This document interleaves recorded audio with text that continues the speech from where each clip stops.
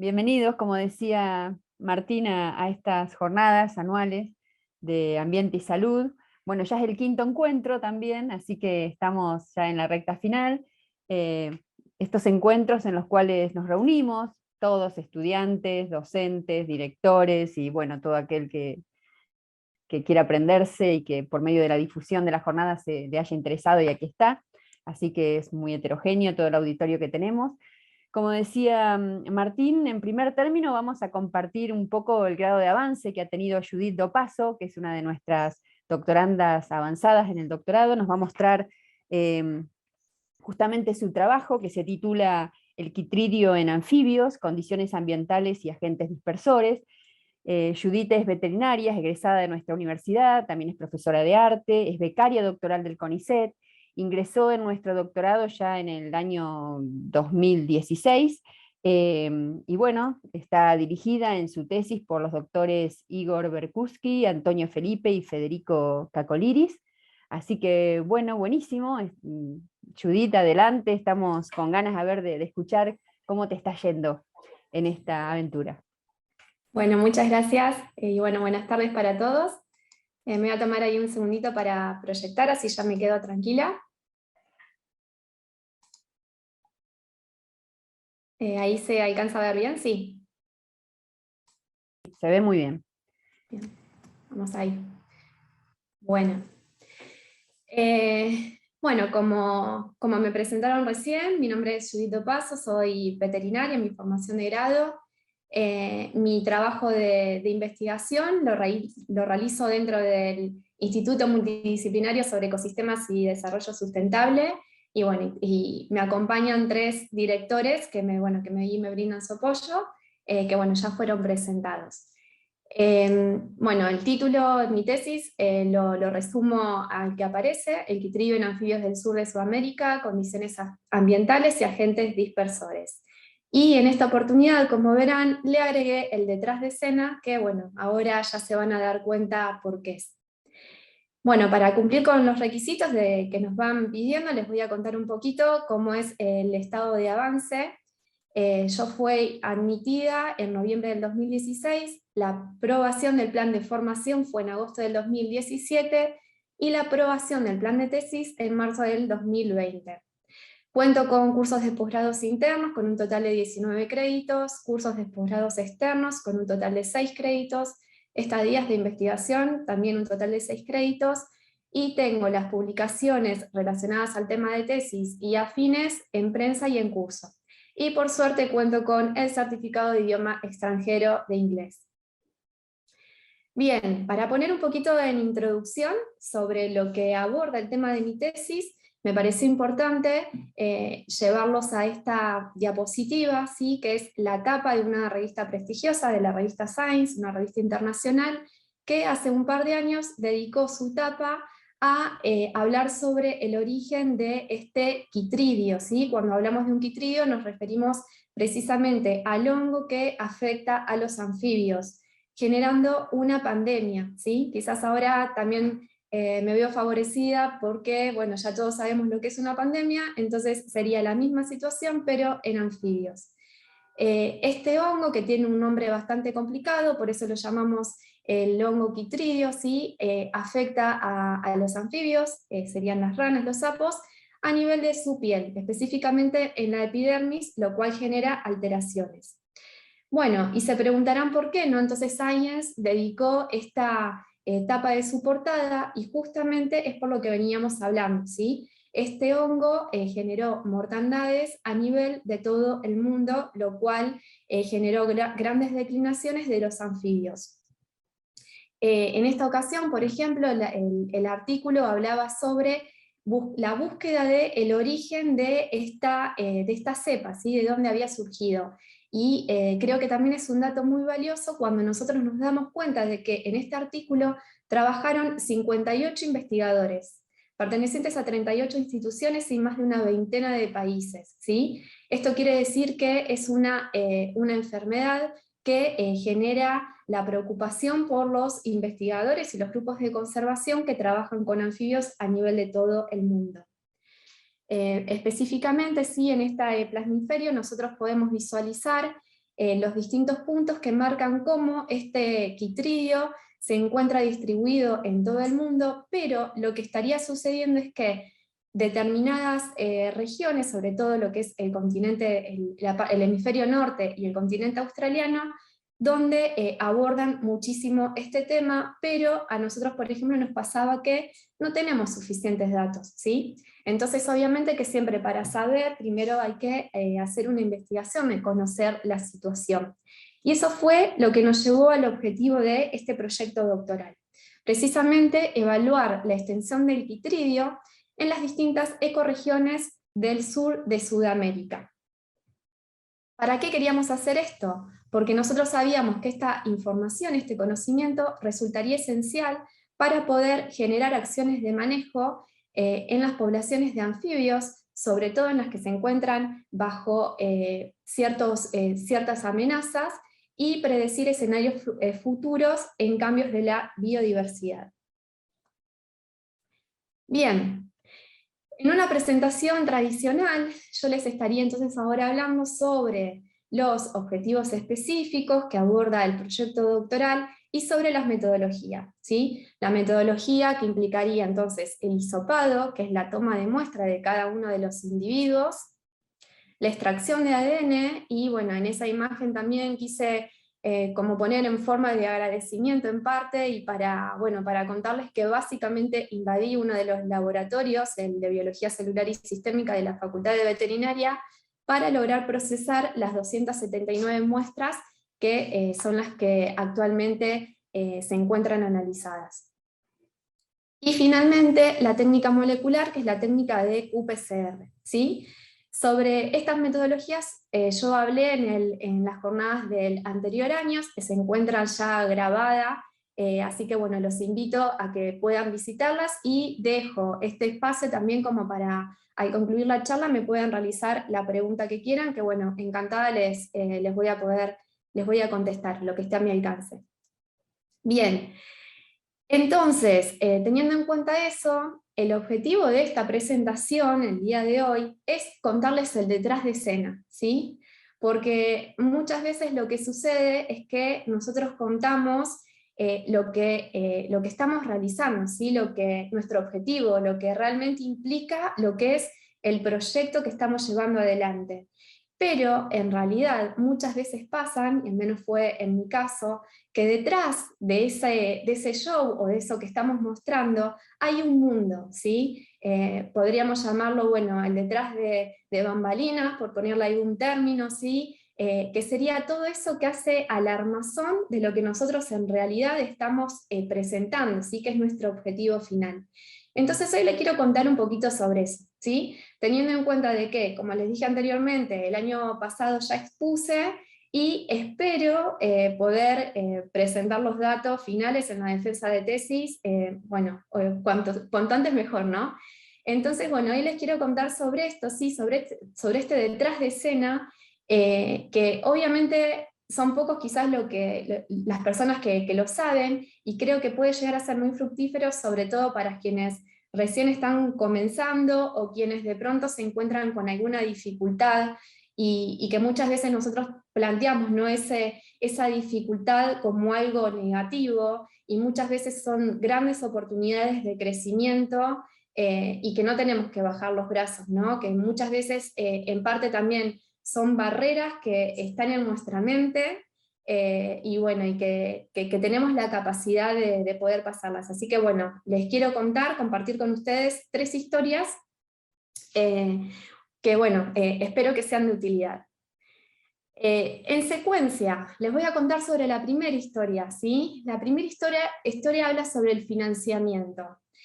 Bueno, para quienes no saben, y si quieren después lo abordamos al final, el proyecto doctoral que estoy haciendo requiere mucho dinero. Dinero que además de ser mucho está en dólares. Entonces es muchísimo dinero, y que además cada vez aumenta más, por lo cual fue una gran dificultad. Al principio obviamente que yo no sabía en qué mundo me estaba metiendo, lo fui descubriendo, y cuando lo fui descubriendo ya estaba totalmente sumergida en él, ¿no? Pero toda esta historia comenzó con esta situación.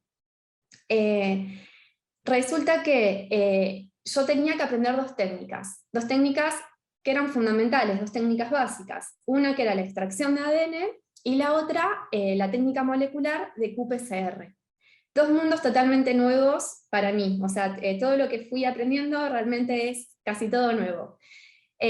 Bueno, entonces en ese entonces la situación es que mis directores, el doctor Balkuski y Federico Cacoliris, tenían el contacto, ¿no?, de un investigador que trabajaba en la Universidad de Michigan, que en ese laboratorio es donde muchas de las muestras de Argentina se mandaban a procesar. Entonces esta persona, James Timms, estaba dispuesto a recibirme y a formarme. Voy a agregar en este punto que para mí eso era una locura en ese momento, ¿sí? Era un imposible ir a Estados Unidos, defenderme con un idioma que no manejaba, y aprender una técnica molecular que parecía, más allá de que tenga su protocolo, parecía un poco compleja. Pero bueno, el coraje y las ganas fueron más grandes, y a partir de ese momento lo que necesitábamos era el dinero, ¿no? O sea, tenía un proyecto interesante, tenía el contacto, tenía la posibilidad de aprender, pero lo que estaba faltando justamente era el dinero para que pueda hacer el viaje y mantenerme en esa estadía. Y así fue cuando comencé a conocer el mundo de las pizarras plasmadas de ideas. No es la mejor foto, pero es la única que pude encontrar, ¿sí? Realmente es muy valioso cuando nos juntamos a trabajar y hacemos volcar cada una de las ideas, ¿sí? ¿Para qué? Con la finalidad de escribir proyectos para poder acceder a subsidios, a distintas aplicaciones que permitan obtener justamente el financiamiento que nos lleve a concretar ese objetivo, ¿sí?, que en este caso era la formación y poder analizar todas las muestras. Bueno, de esta manera entonces fue cuando investigamos la aplicación de Ruford, que es una organización, ¿sí?, que brinda subsidios. La verdad es que tuvimos mucha suerte, creo yo, porque fue a la primera aplicación a la que nos presentamos y esa aplicación salió, ¿sí? Recibimos una respuesta favorable. El mismo día que recibimos esa respuesta favorable, estábamos gestionando para poder realizar el trámite de la visa. Cuando obtuve la visa, ese mismo día se compraron los pasajes, y cuando me quise dar cuenta, estaba aterrizando en otro país, ¿sí? Me pareció importante, o sea, como poner ahí el mapa, si algo, esta descripción que sea visual, de que fue un viaje largo, ¿no? O sea, pero, o sea, que implicaba muchas cosas, no solo, o sea, como un crecimiento profesional, sino que derribé bastantes barreras personales, ¿no? Bueno, en el momento de aterrizar, enseguida, bueno, me acerqué a la Universidad de Michigan, que está en Ann Arbor. Una de las chicas, la que tiene la falda verde, es Anat Belassen, que fue quien me enseñó la técnica de qPCR, la extracción de ADN. Ambas muy predispuestas, pero la verdad es que fue una estadía muy intensa, ¿sí? O sea, porque era todo el tiempo en inglés, y la verdad es que se hacía bastante arduo, ¿no? Pero había muchas ganas, y cuando ya estábamos superadas de cansancio, lo que hacíamos era sentarnos frente al escritorio y hacer uso de Google Traductor, y eso, bueno, nos ayudaba cuando eran esos momentos de que a mí se me generaban preguntas, ¿no? ¿Y por qué tal cosa? ¿Y por qué la dilución? ¿Y por qué estamos contando esporas? ¿Y qué es lo que está pasando? Entonces hacíamos el uso del señor Google Traductor, que bueno, la verdad es que nos ayudó también bastante. Bueno, al finalizar entonces esta estadía, no solamente fue que aprendí a realizar la extracción de ADN, aprendí la técnica molecular, o al menos me traje un protocolo, ¿sí? Ahora después les voy a contar un poquito más sobre eso. Dominé el idioma, o sea, como que se pudo superar, y me hice de amigos, ¿sí? Como bueno, la foto, ¿sí?, de las dos chicas, que esos contactos también hicieron posible un segundo viaje, y esta vez fue en el país vecino, en Brasil, ¿sí? Tuve la oportunidad de que me invitaran desde la Universidad de Unicamp, el Laboratorio de Historia Natural de Anfibios Brasileros. Bueno, recibí la invitación del doctor Felipe Toledo, quien dirige el laboratorio, y estuve recibiendo también una profundización de los conocimientos que ya tenía de la mano de Carolina Lambertini, ¿sí? En ambos casos son laboratorios que se encuentran totalmente equipados para realizar el diagnóstico de equitridio en anfibios. Bueno, de más está decir que el laboratorio me recibió con la calidez, sí, que los caracteriza, y fue una oportunidad totalmente provechosa porque, si bien yo ya tenía el conocimiento de lo que era la técnica, en esta instancia fue mucho más provechoso, ¿sí? Y además con un idioma mucho más amigable, al menos para mí. Bien, entonces a partir de ese momento yo ya contaba con los distintos protocolos, y fue así cuando comenzamos a trabajar en los laboratorios de veterinaria, ¿sí? Que bueno, agradezco al laboratorio, a la gente del SAM y a CIBETAM. Ahí, bueno, esa foto para mí es muy significativa, ¿sí? Bueno, Carolina Seriani y Alejandra Kruger, que son dos personas que me ayudaron y siempre estuvieron aportando sus conocimientos, y hasta el día de hoy me acompañan, ¿sí? O sea, la verdad es que fue una colaboración muy grande poder estar con ellas. Bueno, así que en ese entonces lo que hicimos, esto fue en el año 2018, pusimos a punto la técnica de QPCR en nuestros laboratorios y obtuvimos los primeros resultados del diagnóstico mediante la técnica molecular de QPCR en anfibios en Argentina, ¿sí? Tengamos en cuenta que hasta ese momento, o sea, todos los análisis, todas las muestras que los biólogos podían llegar a obtener, tenían que ser enviadas a otro laboratorio. Entonces este fue un gran desafío, ¿sí? Para nosotros poder brindar esta técnica, ¿sí? Estos análisis. Lo que sucedió en este momento entonces fue que yo contaba con algunas muestras que nosotras tomábamos acá en Tandil, del Sapito de la Sierra, y también contaba con la colaboración de otros biólogos que se encontraban trabajando en otros lugares, pero eran insuficientes para poder llevar adelante lo que es el proyecto doctoral, ¿sí? Abordar las distintas ecorregiones de Argentina. Más allá de que yo enviaba mails o trataba de contactarme, la respuesta era baja, o al menos no llegaba a tener el compromiso que yo requería. Entonces en ese momento fue cuando me presenté a el Congreso Argentino de Herpetología, que se celebró en la ciudad de La Plata a fines del año 2018. En esa oportunidad presenté una charla oral que invitaba a los distintos grupos de conservación, a los distintos biólogos que se encontraban trabajando, de formar parte de este trabajo colaborativo, ¿sí? Entonces en este punto lo que quiero destacar es la importancia sí que tiene, por ejemplo, la asistencia, la presencia a los distintos congresos, que muchas veces hasta el contacto que se puede dar no en persona, ya sea en una charla, ya sea en el pasillo, ya sea en algún break, y por qué no, bueno, ahí tenemos, ¿no?, la cantidad de personas con las que podemos estar en contacto, y como les decía, en los distintos lugares, y por qué no en las fiestas, ¿sí? Como que siempre hay lugares que nos permiten poder estar en contacto y bueno, y generar otros vínculos, ¿sí? Entonces, a partir de ese momento, comencé a recibir muchas más muestras, y comenzamos a realizar distintos trabajos, nos presentamos en distintos congresos. Acá tenemos ejemplos de algunos de ellos. En este mapita sí ustedes pueden ver que hay ya distintas especies provenientes de distintas ecorregiones de Argentina, y de esa manera pudimos aumentar, ¿sí? O sea, cumplimos el objetivo que era aumentar el número de las muestras. Esto, bueno, ya es más actual, ¿sí? Gracias también a ese congreso tuve la oportunidad, ¿sí? La invitación de participar en el manual de técnicas y protocolos para relevamiento y estudios de anfibios de Argentina, donde tuve la oportunidad de participar en la redacción de uno de sus capítulos, junto a Romina Girardi y María Luz Arellano, que son pioneras en el estudio de equitridio dentro de Argentina. Y actualmente nos encontramos trabajando en 3 manuscritos, ¿sí?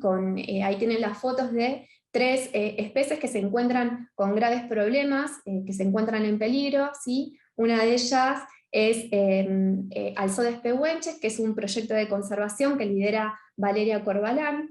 Después tenemos a otra especie que se encuentra en problema, que es Gastrosteca gracilis, que es dentro de un proyecto que lidera Mauricio Agnendis, y finalmente estamos también trabajando en un manuscrito en otra de las especies, que es Leurodema submucurense, que es un proyecto que lidera Melina Velasco, ¿sí?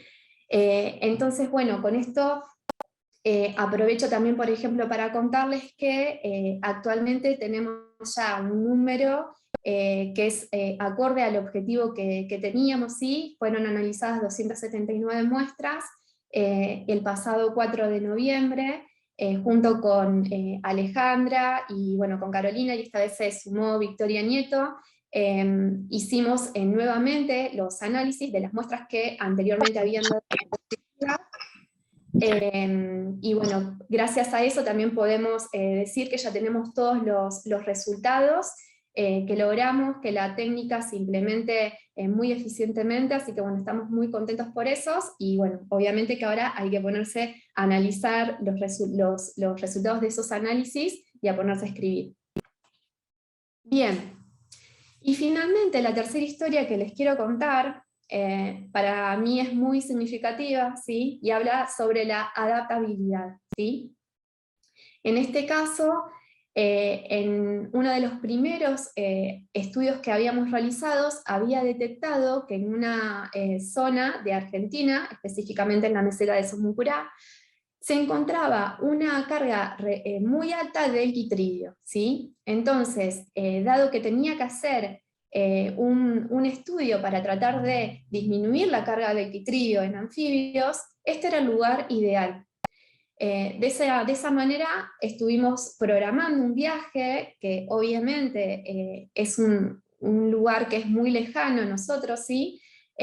Fue un proyecto que requirió mucho tiempo de sentarnos, de programarlo, de generar la metodología, y cuando estábamos a punto de salir, lo que sucedió fue la famosa pandemia, ¿sí? De esa manera lo que sucedió fue que estuvimos más de un año esperando poder volver a salir.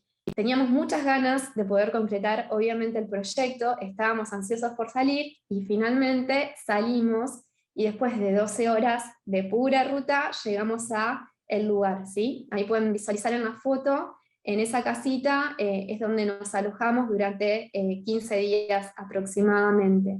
Al llegar al lugar nos unimos con otra parte del grupo que bueno, accedía también al lugar para llevar adelante otro proyecto, y éramos un total de 9 personas. Me voy a atrever acá a contarles que cuando llegamos al lugar yo estaba con fiebre, ¿sí? Tenía 39 grados casi de temperatura, por lo cual, bueno, más de uno, ahí nada, pensamos, ¿no? Que existía la posibilidad de que tenga COVID, así que bueno, se vivieron momentos bastante tensionantes. Bueno, finalmente en ese lugar, y a ibuprofeno, salimos un trayecto más, un trayecto rocoso de 1 hora y media, para buscar a la charca y obviamente a sus habitantes, las ranas, ¿sí? Cuando llegamos al lugar seguimos caminando un poco más, porque bueno, estábamos buscando esta preciada charca, y cuando llegamos a la charca nos encontramos con eso, ¿sí? Lo único que había de agua es lo que pueden observar en la foto. La charca no estaba, obviamente que las ranas tampoco, ¿sí? Esa foto yo la veo y vuelvo a sentir la frustración, la tristeza, ¿sí? La mezcla de sensaciones vividas y sentidas en ese momento. Tengan en cuenta que fue un viaje que estuvo planeado hacía más de un año, que yo necesitaba presentar los resultados de ese trabajo, que habíamos ido muy lejos, nuestro grupo de campaña era de 4 personas, eran los insumos para las 4 personas, o sea, significaba mucho realmente, ¿no? Y encontrarnos con ese panorama fue desolador realmente. Aún así, en ese entonces, lo que sucedió, que creo que estas caras lo expresan, ¿no? A todos nos había afectado mucho, pero después de dejar pasar esa frustración y de decir, a ver, llegamos hasta acá, hicimos tanto por esto, no nos podemos ir con las manos vacías, ¿sí? Entonces creo que en ese momento fue cuando surgió la magia o esta cuestión de ser adaptables, ¿no? O sea, porque nosotros fuimos ahí con un plan y que creíamos tener todo bajo control, y la naturaleza fue que nos dijo, no, todo no está bajo control, ¿sí? Pero sí esta cuestión de que tenemos la capacidad de ser seres adaptables, de poder ser flexibles, ¿no? Entonces, en relación a eso, y con esta creatividad y pensar, ¿no?, en el entorno, o sea, nosotros fuimos focalizados a una especie, pero de pronto también pasaban otras cosas. Y esa misma noche lo que hicimos fue salir a buscar otro anfibio que abunda en la zona y que es el sapo común, ¿sí? Entonces cambiamos de especie y trabajamos con el sapo común. La experiencia fue finalizada y resultó exitosa, ¿sí? Y creo que nos dejó muchas enseñanzas a todos, ¿no? Para mí fue una experiencia crítica, pero muy buena en términos de esta cuestión de lo que es la flexibilidad, ¿no? Bueno, aprovecho para hacer un agradecimiento, ¿sí? Ese fue el grupo de campaña con el cual estuvimos esos 15 días en esa zona. Y bueno, como les dije, ¿no? O sea, fue una experiencia que nos impactó y que nos dejó muchísimas enseñanzas. Bien, con estas historias entonces lo que yo les quería contar a ustedes es la importancia que tiene el financiamiento, la obtención de financiamiento, y que muchas veces existen cosas que están en nuestra mente, ¿no? Estas cuestiones de las barreras de porque no tengo el dinero no lo puedo hacer, ¿sí? Si no tenemos el dinero, quiere decir que, bueno, tenemos que encontrar la manera de poder tenerlo y que no es imposible, ¿sí? Nosotros, por ejemplo, gracias a esto, o al menos en mi caso, ¿no? Porque para mí fue un mundo nuevo, en esa apertura de comenzar a escribir, nos comenzamos a presentar a muchísimos proyectos, ¿sí? Y gracias a eso, por ejemplo, hoy en día también fueron 2 RUFOR los obtenidos, y fueron 2 PIOs también los que hemos obtenido. Y que es un aprendizaje también muy bueno el de sentarse, de escribir, de sentarse junto con otros colegas, de generar esta cuestión de las ideas. Hay muchas cosas buenas que pueden salir de eso. Pero bueno, nunca quedarse con el no lo puedo hacer porque no tengo el dinero. Después otro punto muy importante es la colaboración, ¿sí? Creo que ya fue totalmente plasmado, ¿no? Que en este caso, por ejemplo, el necesitar las muestras, que sería un imposible poder realizar la tesis si únicamente salimos con un grupito desde Tandil a tomar muestras de los distintos grupos de anfibios en Argentina. Que en este punto, por ejemplo, podemos ayudar muchísimo si estamos trabajando en colaboración. Y esto, por ejemplo, ¿no?, que les contaba, que a su vez, o sea, en lo que es personal, recibir muestras de otros biólogos, de otros grupos de trabajos, para mi tesis es fundamental, pero también cuánto yo puedo llegar a ayudar a otros grupos, ¿sí? Como esto que les estaba contando anteriormente de la redacción de los manuscritos que estamos realizando actualmente, que quizás, por ejemplo, podemos estar ayudando en prácticas de conservación en especies que se encuentran atravesando graves problemas de su población, ¿no? Y finalmente, con la última historia que les conté sobre la adaptabilidad, ¿sí? Que creo que la capacidad de ser flexibles y de utilizar una crisis, un problema en un crecimiento, creo que es algo muy importante. Bueno, y finalmente los agradecimientos, que bueno, acá hay varios logos, realmente, o sea, todos ellos están formando parte de lo que es este proyecto doctoral y hacen posible la concreción del mismo. En este punto, bueno, vuelvo a agradecer a las personas que me vienen acompañando desde el inicio para poner a punto la QPCR en nuestra universidad, a los laboratorios que me abrieron las puertas, que esto no se los dije, pero mi estadía en el lugar, o sea, fue sin ningún costo por parte de ellos, me ofrecieron absolutamente todo. De hecho, en el laboratorio de la Universidad de Michigan también analicé muestras, así que estoy totalmente agradecida a ellos, y sobre todo, que quizás hay alguno escuchando la charla, a los biólogos, que son los que toman las muestras, y que sé que hacen un trabajo que es muy arduo en muchos casos para poder obtener las muestras, y que están ansiosos obviamente por tener su resultado, de saber qué es lo que está sucediendo, y en muchos casos me tuvieron muchísima paciencia y comprensión en lo que nosotros podemos llegar a tardar, ¿no?, en poder dar un resultado.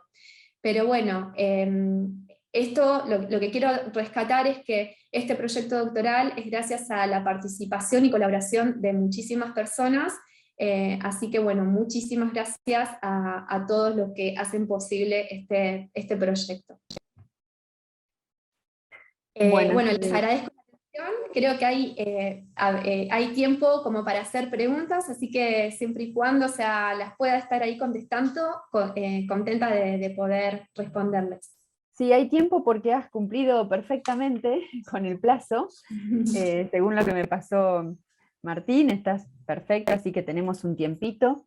Yo antes bueno, primero decirte que hay varios ahí que te felicitan por tu exposición, pero quisiera decir algunas brevísimas cosas antes. La primera, felicitarte obviamente por tu trabajo, por tu muy buena presentación, eso de que también sos profesora de arte se nota, quiero decirlo. Me gusta eso que traes a colación con respecto al trabajo en equipo, que uno siempre habla, pero cuando se dice trabajo en equipo pareciera que es tu director, tu codirector, los becarios que están cercanos. Esto del concepto de comunidad científica que siempre hablamos tiene más que ver con esto, ¿no?, en la colaboración interinstitucional y con otros que ni conoces, así que es como que ahí renace y se ve más claramente lo de comunidad científica, si no pareciera ser que siempre surge cuando hablamos de evaluaciones por pares, ese tipo de cuestiones que son más como duras y no estas que son tan lindas, tan amenas y bueno, y que no sirven tanto. También quiero rescatar, y ahí hay algunas de mis becarias que me van a saber entender mi comentario, esto de la revalorización de los congresos que vos hacés. A mí me encanta organizar congresos, ya llevo unos cuantos, siempre me dicen que es una experiencia que uno hace por única vez y yo reincido y reincido, y así que por eso me gusta que le des la importancia de los congresos como intercambio, de oportunidades de conocer gente, de la fiesta, porque yo a lo que más dedico tiempo es a organizar la fiesta del congreso. Así que muchísimas gracias, porque me parece que son importantes. Eso de la adaptabilidad también lo rescato porque surgió en otra de las charlas que tuvimos en el seno del doctorado, cuando algunos de ustedes preguntaban, pero ¿y si en el proyecto escribí tal cosa? Después, ¿qué pasa si no sale, si no consigo, si no tengo tiempo? ¿Y cómo hago? Después me van a preguntar, y cuando resaltábamos eso, no sé si te acordás, Martín, de eso de que el proceso de investigación es un proceso que tiene vida, así que el proyecto fue una carta de intención, un acto de fe con respecto a lo que uno pretendía hacer, pero que después las cosas cambian y está buenísima esa adaptabilidad que ustedes muestren, así que nos viene bárbaro a nosotros como ejemplo. Y lo último, así doy, leo algunas preguntas, es que las casualidades de la vida, no sé, Martín, por qué decidiste que yo presentara esta charla hoy, pero esas vueltas de la vida. Yo nací en la meseta de Sumuncurá, yo soy de un pueblito muy chiquito que se llama Conanilleo, y soy la primera egresada universitaria de mi pueblo, así que es como que escuchándote se me juntó todo, y siempre vive en mí el orgullo de ser originaria de esa meseta, pero a su vez ver que hay otros que vuelven y que ven con tanto amor ese paisaje tan amado por mí también, digo, qué loco, estoy escuchando a una flaca que tomó sus muestras o alguna de sus muestras en el lugar donde yo nací y que amo tanto. Así que gracias, Martín, por haberme elegido sin saber. Así que bueno, dicho esto, que quería decírtelo porque me emociona ver ese paisaje tan amado, te voy a decir algunas de las cosas que, bueno, como te decía, muchos te felicitan, destacan tu fortaleza para hacer frente a las dificultades que acompañaron todo tu desarrollo. Les gustó mucho la presentación, ¿ves? Lo que te decía. Y a ver, son todas cosas lindas, Judith, ¿eh? La verdad que estoy Bueno, tratando de genial, buscar me alegro. una pregunta por ahí, pero No sé, Martín, si vos ves alguna pregunta específica, yo estoy viendo todas cosas muy de felicitaciones, a no ser que se me escape algo. Ah, acá hay Sí, hay una. varias. Sí, Sí. perdón, acá, estaban muy al principio. ¿Qué comentarios podés hacer acerca de las diferencias y o similitudes en cuanto al equipamiento, las posibilidades, la infraestructura y los insumos en los distintos lugares que visitaste? Bueno, genial esa pregunta. De esa pregunta también, o sea, podría responder bastantes cosas, ¿no? Bueno, el laboratorio, por ejemplo, que fue el de la Universidad de Michigan, creo que es ese laboratorio modelo en el cual todos quisiéramos estar. Creo que es muy claro, por ejemplo, si yo les cuento que un insumo faltaba a la mañana y con tan solo llamar por teléfono llegaba en 2 horas. A mí, por ejemplo, me ha pasado de pedir insumos y que tarden 3 meses. La primera ocasión me tardaron 6 meses.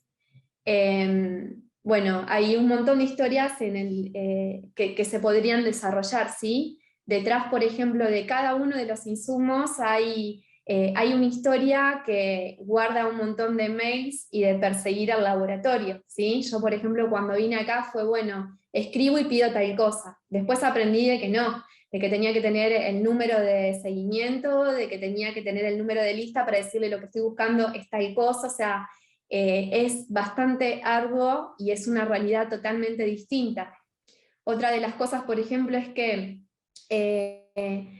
nosotros los insumos que yo estoy utilizando, acá los vende una empresa o un laboratorio y los cobra dolarizados, ¿no? Entonces es el único laboratorio, es ese valor, te guste o no. O sea, nosotros, por ejemplo, no podemos comprar el mismo producto directamente a Estados Unidos, que el valor es la mitad de lo que cobran acá.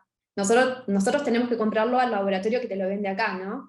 Entonces, la diferencia en lo que es precio, de lo que son valores, es terrible. O sea, es muy abismal la diferencia y los costos que manejamos entre un lugar y otro, entre esto que les decía, ¿no? El tiempo de las demoras que se generan, y en función de eso nosotros tenemos que adaptarnos a poder realizar los análisis, que obviamente tenemos la capacidad, tenemos el personal, pero nos faltan o distamos mucho de las facilidades que en otros lugares, por ejemplo, sí tienen. Otra de las cosas, por ejemplo, es que creo que esto lo va a resumir muy bien.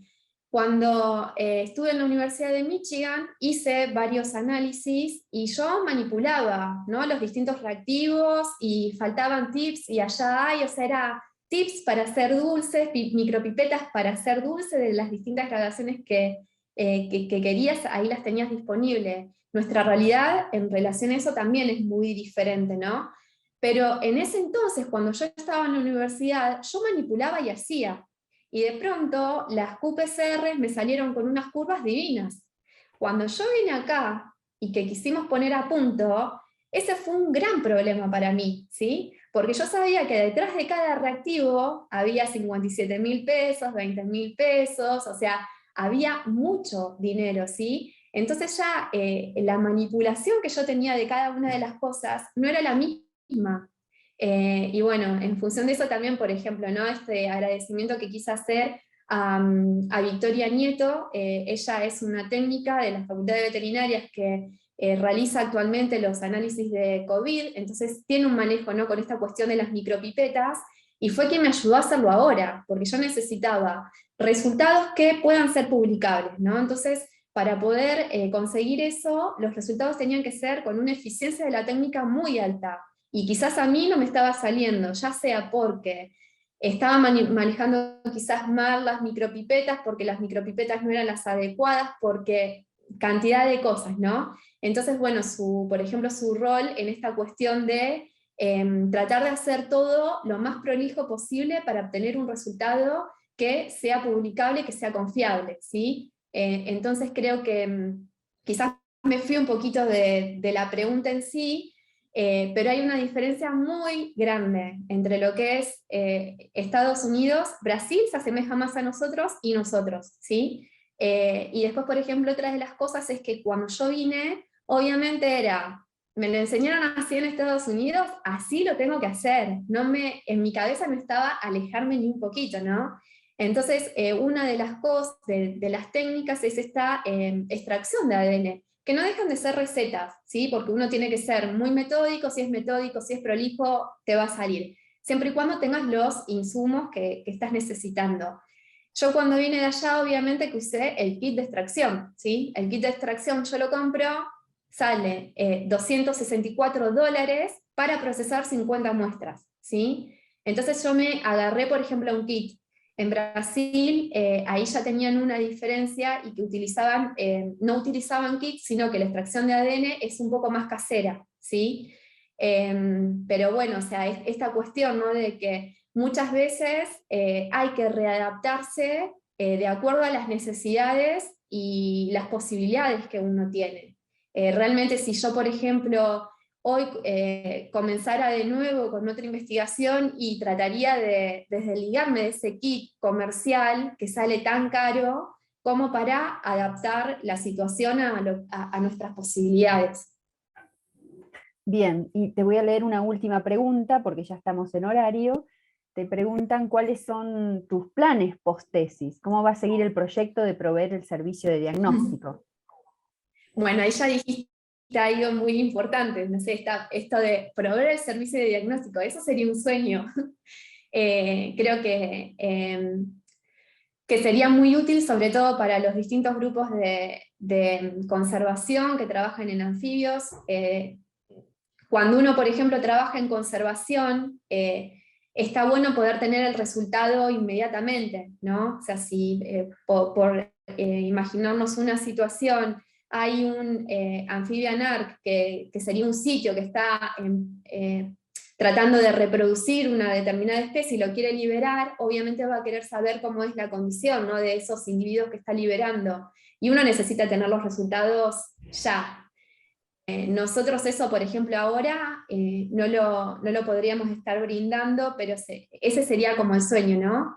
Creo que para muchos sería una ventaja muy grande. Y para ello, bueno, hay que tener como equipado ciertas cosas, proveernos de ciertas cosas, pero bueno, eso sería muy bueno. Y otra de las cosas que me gustaría hacer es algo que se llama ADN ambiental, que por ejemplo nos puede permitir realizar la misma técnica, pero en vez de analizar el hisopado proveniente de la piel de los anfibios, que sea por ejemplo a través de muestras de agua.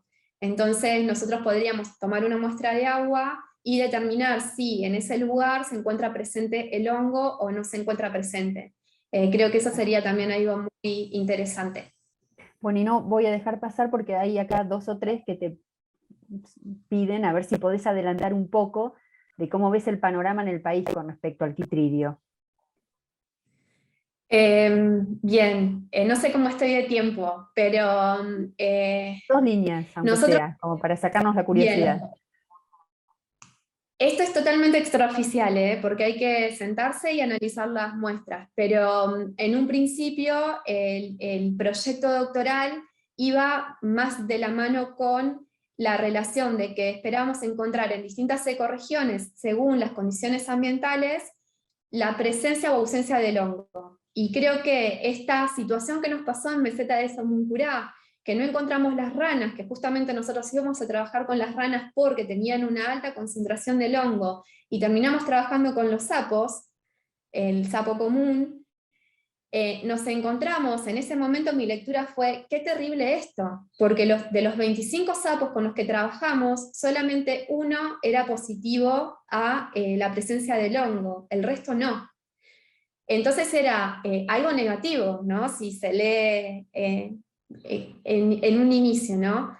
Pero creo como que eso también nos lleva a pensar, que es lo que nos tenemos que sentar, es que tomamos este lugar, Meseta de Somuncurá, porque sabemos que el hongo está presente en altas, con una carga muy importante, que está presente en las especies que tienen ciertos problemas en su conservación, pero de pronto el sapo que habita el mismo lugar no se encuentra tan afectado, ¿no?, por el hongo. Entonces creo que eso nos va a hacer pensar en determinadas cosas, ¿sí? Yo creo que totalmente extraoficial, ¿no? Hay que analizarlo, pero que el hongo está presente, obviamente como lo veíamos en ese plasmiferio, ¿sí? El hongo está presente a nivel mundial, pero creo que es más en relación a las características propias de cada una de las especies que se ve afectado, que sean más o menos susceptibles a la afección del hongo. No sé si respondía ahí la pregunta. Sí, sí, está bien. Y una pregunta muy tonta que te voy a hacer, pero que que me surge es, digo, cuando fueron a Meseta de Sumacura, pregunto, pero ¿se fijaron en si fueron en la época de lluvias, algo así, digo, para que las charcas tengan un volumen, Claro. está en un estado hidrológico del sistema favorable para el muestreo, o fueron porque en esa fecha les venía bien? No, la campaña estaba programada para otro momento. Claro, Como sucedió toda la pandemia y demás, se vio afectada por eso. Y cuando tuvimos la oportunidad de que podíamos llegar a la meseta, en ese momento la realidad fue, ¿vamos ahora o esperamos y nos aseguramos? Y la realidad es que sabíamos que podíamos salir en ese momento, y después no se sabía qué era lo que iba a pasar. Entonces salimos, ¿sí? O sea, creo que fue un riesgo, pero que obviamente es muy acertado lo que vos decís, y creo que vos también, o sea, al conocer el lugar vas a comprender que a mí, por ejemplo, me llamó muchísimo la atención de que en kilómetros y kilómetros, con suerte te cruzabas a un señor con un perro, con un claro. caballo, o sea, no tenés señal de teléfono, o sea, no hay nada, ¿no? Entonces, como que es difícil, quizás como previamente, tener el conocimiento si hay o no hay agua. Creo que la situación esta de la pandemia nos afectó bastante en esa situación. No, pero que además las charcas y las lagunas, por más que sean lagunas grandes, no son profundas, así que son bastante efímeras, digo, o sea, hay que asegurarse bien de que haya habido un volumen de lluvia importante para que estén, porque si no, digo porque a mí me pasa con mis becarias que también están ahí, con los humedales pampeanos. Vos los ves, pero desbordante y todo, es un mar acá, la llanura, la pampa deprimida, y a los 2 meses no encontrás un charquito. Entonces, el conocer Sí, la naturaleza del paisaje a veces te facilita el trabajo. Bueno, Judith, yo creo no que sé, ese yo es un punto, estoy, sí. sí, sí, sobre No, todo cuando hay plata, totalmente, plata en juego, ¿viste? Hay que pensarlo totalmente, mucho. sí, totalmente. Bueno, Muchas Judith, gracias. encantadísima yo de escucharte, todos aquí, por lo que veo, así que, bueno, agradecerte, ¿no? En el marco de estas jornadas, tu Bien, presentación y gracias a aparte ustedes. con el detrás de escena que estuvo buenísimo.